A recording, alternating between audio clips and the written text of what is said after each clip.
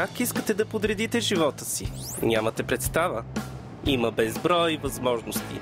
Да, вярно е, да се направи първата крачка от гимназията или университета към света на работещите е трудно, но просто трябва да знаете къде и как да търсите, за да осигурите едно добро начало.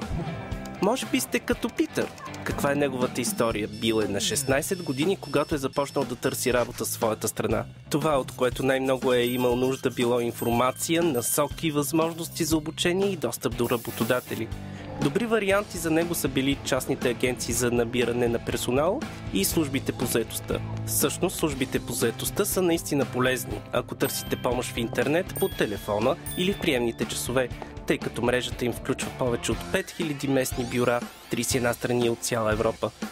Освен това, те имат и екип от съветници на ЮРЕС, които могат да ви бъдат от помощ, ако предпочитате да работите в друга държава от Европейския съюз. Ако е така, вие сте по-скоро като Габриела, която на 18 години е решила, че иска да работи в чужбина. Схемата "Твоята първа работа с ЮРЕС" се оказала много подходяща за нея, тъй като е създадена да помага на младите хора да намират работа другаде в Европа.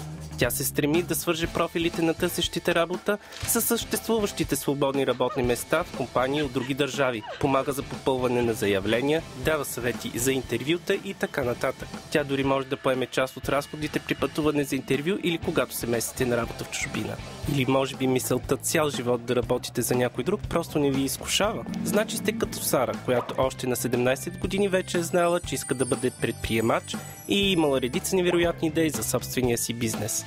Но първо е искала да натрупа известни умения и опит в тази сфера, като поработи в МСП, малки и средни предприятия, като трамплин към създаване на собствената й компания в бъдеще. Сара намери наистина полезни схеми в собствената й страна, които съществуват и в цяла Европа. Те осигуряват всякакъв вид подкрепа, включително достъп до потенциални работодатели и до възможности за финансиране, като микрофинансирането. Нека се върнем на вас. Чувствате ли се по-вдъхновени от многобройните възможности, които се откриват пред вас? Отлично, защото пазарът на труда в Европа наистина иска вашите умения, идеи и енергия, независимо от вашия произход, опит или квалификации. И така, какво чакате?